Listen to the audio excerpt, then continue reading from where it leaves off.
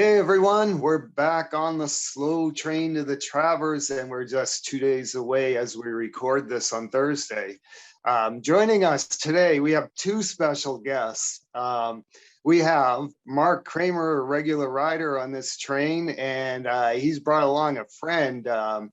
He is bringing along the spirit of the late great novelist and poet Charles Bukowski, who was an avid horse player. Mark, welcome aboard. Welcome back aboard. We're almost to the big race. Yeah, it's getting pretty exciting here, even with only 7 horses. Yeah, I started out being disappointed that Hot Rod Charlie and Mandaloon wouldn't be there. Arguably, that two of the top 3 horses, 3-year-olds this year, who are still in training and still running. Both have failed to make it. Essential Quality, of course, is there. He's the 4 to 5 morning line favorite. But I think that Hot Rod Charlie and Mandaloon have sent a representative in their place, and I'll get to that a little bit later. So why don't we how about we start with you want to start with some Bukowski and kind of set that up and what we're doing here, because that makes why not? I mean, usually we start with the morning line. Bukowski has a poem called Morning Line. Do we have a footage of that, or shall I read it? The creation of the morning line. The morning line runs about thus. Cliche, 6 to 5. Originality, 5 to 2. Treachery, 4. Hope, 6. Malfunction, 6. History, 8. Medicine, 10. Syphilis, 12. Kindness, 15. Law, 20. Crime, 20. Population, 30. Love, 50. Forget overlay. Love never won yet, since platitude was an overnight scratch. If you can get 3 to 5 on cliche, put down everything you've got.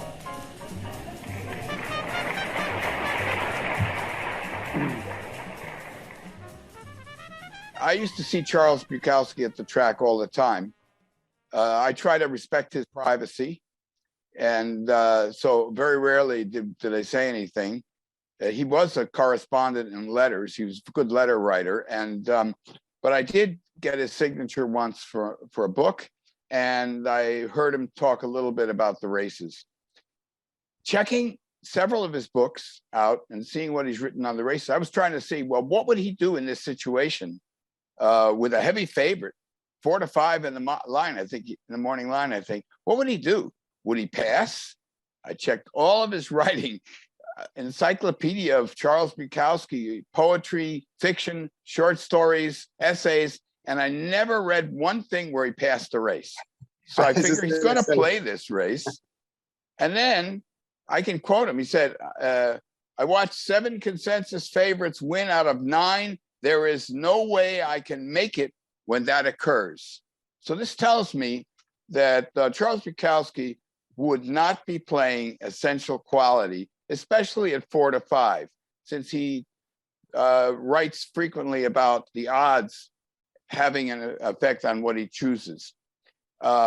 Another point is that I think that he'd be willing to, he never played exotics. And then even, in fact, he said the track ran a $2 exacta in almost every race to lure them in. That and the pick 6. Ted, who was an expert player, according to Bukowski, never touched the exotic, just bet straight to win.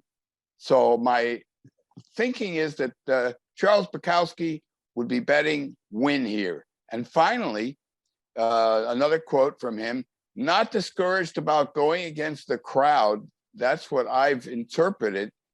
The quote is, who do you like? Another guy asked me, and I say, the 3-horse. And he walks off. He says, the 3-horse is out of it. And he walks off. And that is all I want to hear. And I put 20 to win on the 3. So if the crowd is belittling his horse, he's more likely to bet it. So I think Charles Bukowski is going to be looking for a price in this Travers. And maybe I would coincide with the same horse he likes. I haven't read Bukowski as extensively as you or talked to the man, but what I have read of him, I do get the sense that he had a pretty acute understanding of value and hunting, the importance of hunting for value at the racetrack, and which is really kind of exceptional, because the other thing I bet he never mentions, and probably never did, is reading handicapping books. He never refers to, oh, so-and-so, did this study or whatever. I think he just, from his style of life and his perspective of the world, he just understood that running with the crowd only gets you so far, and it wasn't far enough for him. So I've always been impressed by his sense of value at the races. Yeah, the time that he signed, I had a book of his. I had bets in the 3rd and the 7th race at Santa Anita one day, and I had all the time to kill. So in between, so I took one of his poetry books with me, and then I saw him in the grandstand, got his signature, said, "How about giving me your signature?" Hey, and he was happy to give it, and he mentioned in his signature and also in talking that he had the 4-horse that happened to be the 3rd favorite, and he had gone against the favorite because the odds were too low, and the 4-horse was a legitimate contender whose odds was better. So I think that that's the way he approached the game. So by means of your hard work and deep study, we have Bukowski's perspective on this race too, probably. We've played the morning line poem, which is brilliant. Starts off morning line at the races and becomes morning line on life. I love the way he works that in and expands racing and the value and the worth of betting horses, and applying it to your life philosophy, or seeing how life works in a similar way often. Okay, so we've got on the inside, we've got Midnight Bourbon there at 9-2, Essential Quality next at 4-5, Keep Me in Mind, who ran second in the Jim Dandy at 5-1, 6-1. Dynamic One, the winner of the Curlin Stakes at Saratoga at 6-1. Miles D, 12-1, and Mask Parade, who I kind of liked in the Jim Dandy, finished 3rd. He's 8-1, and King Fury on the outside at 15-1, the longest shot on the board. And so now we've got 3 opinions coming up. We've got Bukowski, Cramer, and LeBlanc. So Roger, let me ask you this: what do you think about the fact that the Curlin Stakes was run faster than the Jim Dandy? You have any opinion about that? As far as, I mean, it looked like the Curlin Stakes, it was actually a good track as opposed to a fast track. Does that have any meaning for you? Not much. I don't work with variants that much. I think variants are overused. I'm not saying they're a bad thing. I think there's tremendous value to trying to figure out whether the track was playing fast or slow, or whether one track's faster or slower than another. But I tend to use historical variants, where I compare the historical times of a race to that race in past years. And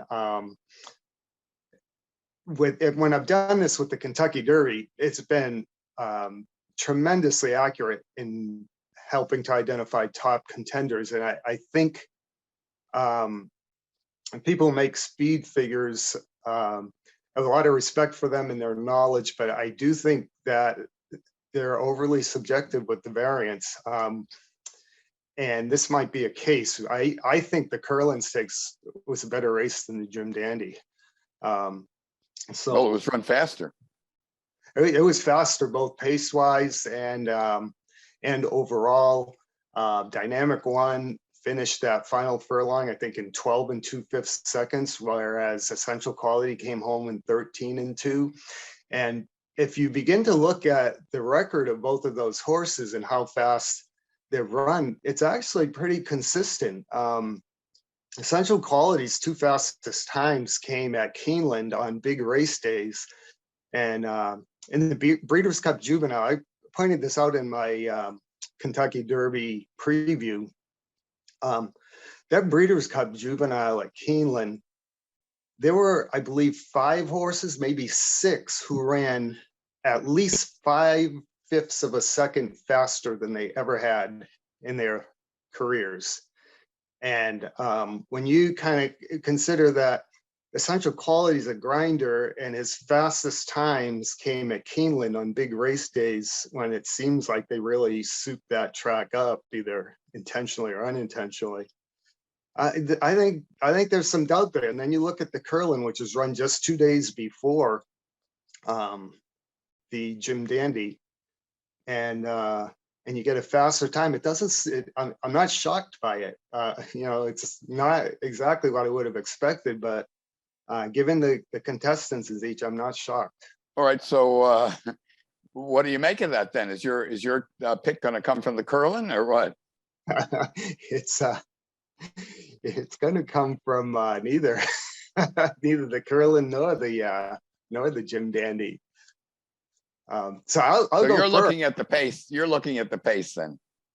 I'm looking at the pace, and I don't see anything to put a serious challenge in for Midnight Bourbon. And I have not been much of a fan of this horse. He has faded in the stretch almost every time around 2 turns. But as I look closely here, I'll take the mile times here just as an example. His mile time for the Haskell was 135 flat. The race before that, Preakness, 134 and 3. Now you go through the past performances of every other horse, and the fastest mile time you're going to see is 136 and change, like 136 and 2, I think, for Essential Quality. So even if you apply a variant and say, well, Monmouth was running fast and Pimlico was running fast, and you penalize Midnight Bourbon 3 or 4 lengths, that still leaves Essential Quality 4 lengths back at the top of the stretch against a horse who actually battles on pretty well through the stretch. So yeah, I'm going with pace here. I think Masquerade will put up a little bit of a pace presence, but he faded while contesting the pace last time, and I don't think his connections will really want him to be out there knocking heads with Midnight Bourbon. So Midnight Bourbon with the rail, the natural speed that can get him to clear. I think he's got a huge tactical advantage here, and 9-2 is pretty attractive. I think he might even go off longer. That's the horse that I fear, because I looked at the pace, and I have Midnight Bourbon. My comment is pace, edge, and the only negative I have is what they call in Europe turn of foot. I just don't see any explosiveness from Midnight Bourbon. I don't see him running away from his competitors. And that makes me think that he might be the type of horse that's going to be second in the exacta. And so if I were playing this race, I would try to put a couple of horses on top of Midnight Bourbon and think he's going to get caught, but who's going to catch him? And I would, of course, Essential Quality to Midnight Bourbon, that's not going to pay anything. So I'm going to have to think, well, Essential Quality did not look that good in his last race. Was running slower than in the Jim Dandy than the Curlin.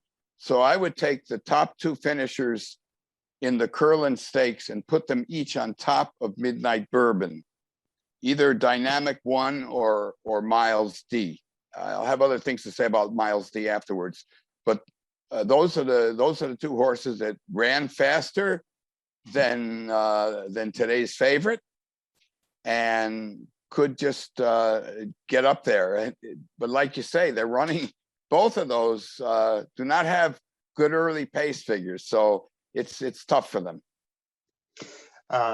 Yeah, and I think you're going the right way with that. And as I said, Midnight Bourbon, I think is, in the past, you would have made some money betting him in the second spot in exactas and big races. That is his MO. And I think he's got about as perfect a setup as he'll ever get in a graded stakes race here. It's not to say he's a cinch to get it done, because his resume there shows he's not a cinch. But yeah, I might join you in throwing him in the second spot in some of those exactas, and I'd certainly use the horses from the Curlin before I'd use the horses from the Jim Dandy. Yeah, so now looking at Bukowski, I don't want to, this would be presumptuous to say which horse he would have chosen.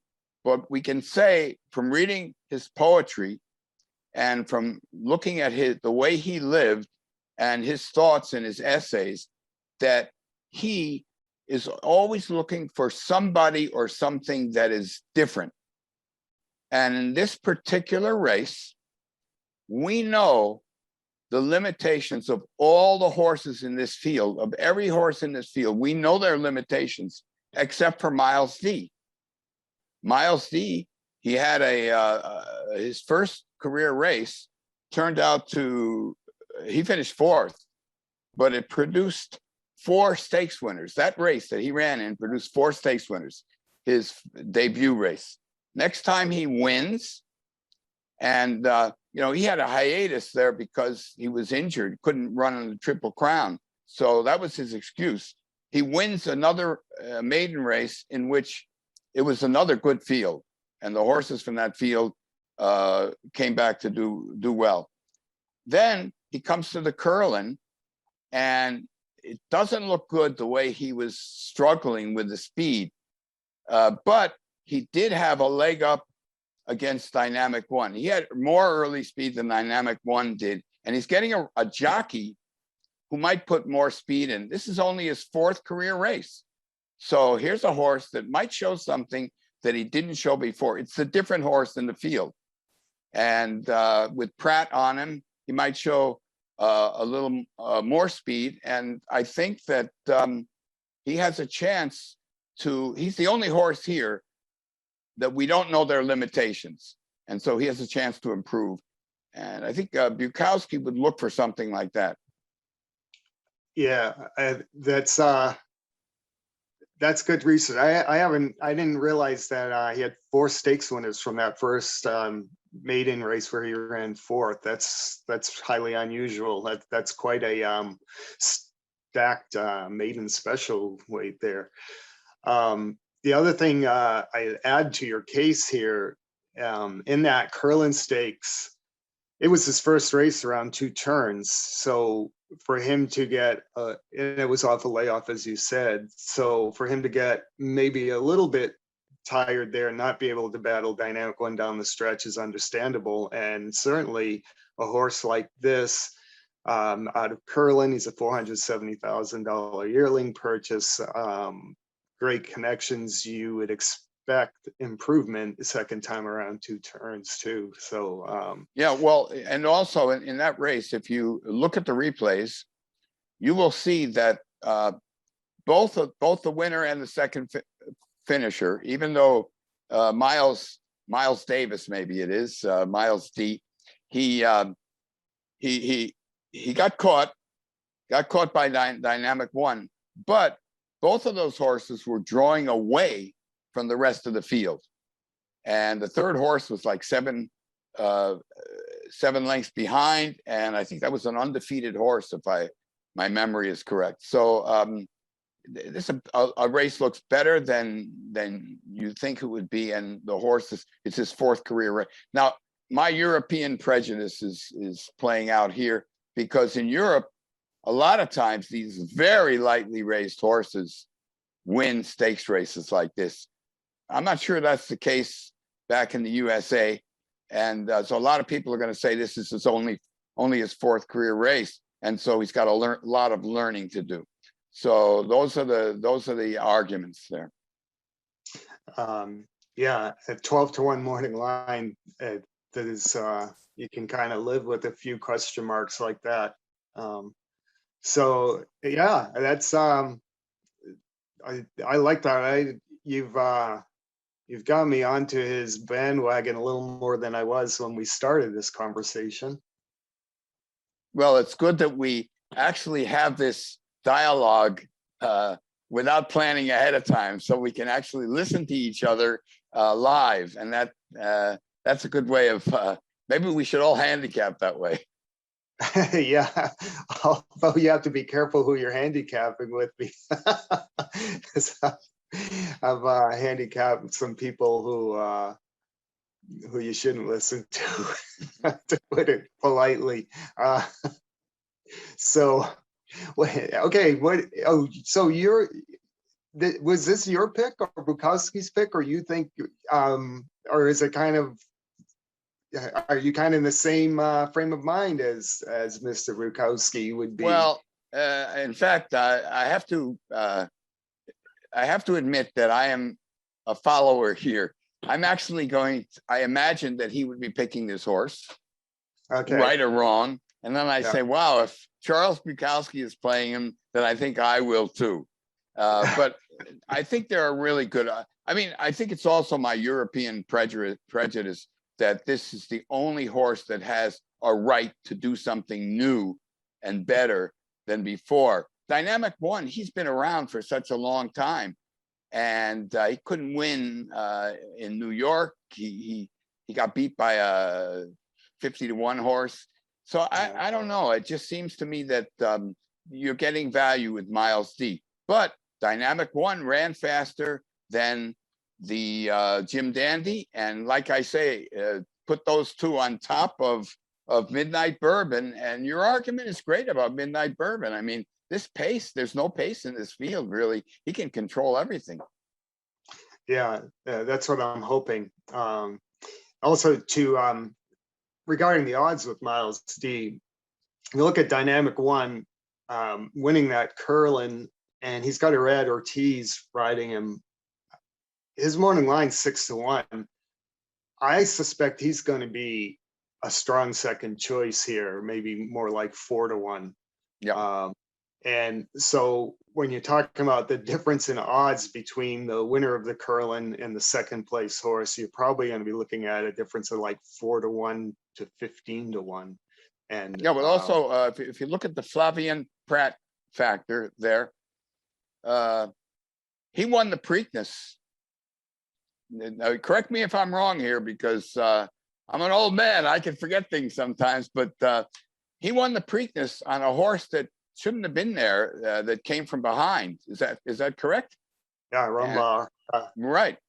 Where is that horse today? I mean, Pratt just inherited the mount, and suddenly the horse improved. And I think the Flavien Prat factor on Miles D could make a difference. Mm-hmm, yeah, and Pratt is no stranger to marathon distances for sure, as well as riding top level horses. He's done it around the world, I believe, Europe and Hong Kong and here, if I'm not mistaken. So, all right, so for the Travers, I'm on Midnight Bourbon.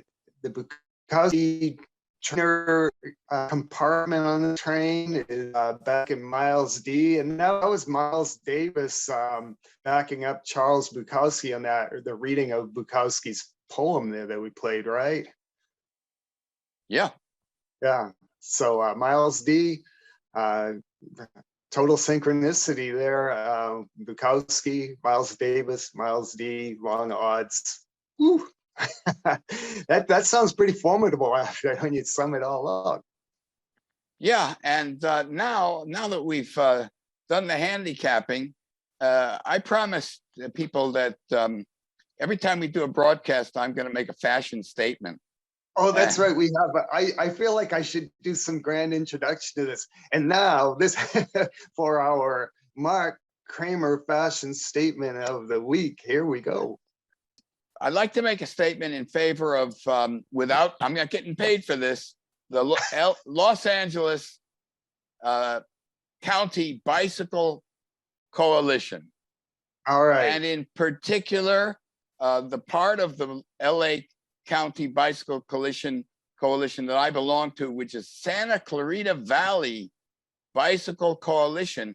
One of the great places to ride a bike. You've got these river trails. Here's the t-shirt. I don't know if anybody. Right. Yeah, this is a vintage shirt. I always wear these vintage shirts. I'm not sure you can get this anymore, but there. Santa Clarita Valley Bicycle Coalition is part of the LA County Bicycle Coalition. I hope I'm right about that. I think they are, and that's my recommendation for today. It's a non-commercial message. I don't get paid. That company doesn't make money. And so we're still a non-commercial broadcast. All right. Well, thanks for that. But we will do a promo here. Mark has written a book called Old Man on a Green Bike. And it's a thin volume that is worth more than its weight, for sure. It's in Mark's bicycle experiences and adventures over what is it, 3 continents, Mark? Yes, sir. And also it's loaded with interesting facts. So you have the anecdotes from Mark's life, which are very informative and entertaining, but they're backed up by some great philosophy, some great statistics from other writers and people studying the issue of cycling and the benefits of cycling. It's really a fascinating little book. I loved it. I've read it twice, at least twice now, and I keep going back to it. You know, when I need a particular fact about spending money on roads and pollution statistics and things like that. There's a lot of stuff in there that I hadn't read anywhere else. Old Man on a Green Bike, Mark Cramer. Highly recommend it. So there's your commercial. If I can say that putting the word old man in the title had a purpose, and that is that people talk about longevity, lifespan, and there are activities a person can do from early on, like walking and bicycling, anything aerobic, that will add to the longevity of a person's life. There are plenty of research studies on that, and I quote some of them in the book. But aside from that, you don't want to live a long life if you're living on a respirator, although I would still be playing the horses if I were on a respirator, but you don't want to live a long life that doesn't have quality. And so even if you're getting on in years, it's never too late to pick up on aerobics, either walking or cycling. And walking or cycling to the racetrack, well, that really is the perfect combination for me. And there's other people that engage in this. There's a trainer from England who bicycles to the track to train his horses. I'm sorry, I don't remember, Harry something, can't remember his last name. I've talked to him. And so this is, but aside from that, this is Bukowski thinking on his feet, concentrating at the track, not wanting to talk to anybody while he's there because he's got to make decisions based on the tote board. And one way that helps us to be a decision maker under stress is to be in good physical condition. No question about it. And for somebody my age, it's helps fighting off Alzheimer's. And, so it definitely helps to be active when making your betting decisions.